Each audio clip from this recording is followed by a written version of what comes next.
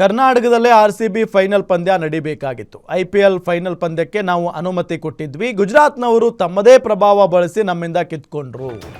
ಬೆಂಗಳೂರಲ್ಲಿ ಭಾವಿ CM DK Shivakumar ಆರೋಪ ಮಾಡಿದ್ದಾರೆ. ಇನ್ನು ಮುಂದೆ ನಮ್ಮಿಂದ ಕಿತ್ತುಕೊಳ್ಳದಂತೆ ಏನೆಲ್ಲ ಮಾಡಬೇಕೋ ಮಾಡ್ತೀವಿ. ನಮ್ಮ ಸ್ಟೇಡಿಯಂಗೆ ನಮ್ಮ ಯುವಕರಿಗೆ ಅನ್ಯಾಯ ಆಗಿರಬಹುದು. ಆರ್ಸಿಬಿ ಕರ್ನಾಟಕದ ಹೆಸರಿನಲ್ಲಿ ಚೆನ್ನಾಗಿ ಆಡಿದ್ದಾರೆ. ಬೆಂಗಳೂರಲ್ಲಿ ಭಾವಿ ಸಿಎಂ ಡಿಕೆ ಶಿವಕುಮಾರ್ ಹೇಳಿಕೆಯನ್ನ ಕೊಟ್ಟಿರೋದು.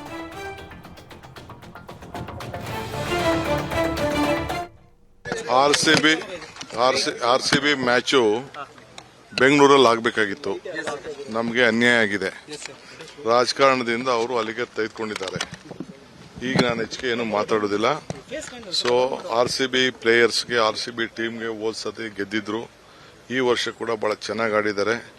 On behalf of the fans of Karnataka, fans of RCB, Karnataka ರಾಜ್ಯದ ಪರವಾಗಿ, ಸರ್ಕಾರದ ಪರವಾಗಿ ಅವರಿಗೆ ತುಂಬ ಹೃದಯದ ಯಶಸ್ಸಾಗಲಿ ಅಂತೇಳಿ ನಾನು ಹಾರೈಸ್ತೀನಿ.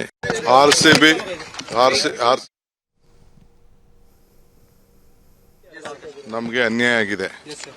ರಾಜಕಾರಣದಿಂದ ಅವರು ಅಲ್ಲಿಗೆ ತೆಗೆದುಕೊಂಡಿದ್ದಾರೆ. ಈಗ ನಾನು ಹೆಚ್ಚಿಗೆ ಏನು ಮಾತಾಡೋದಿಲ್ಲ.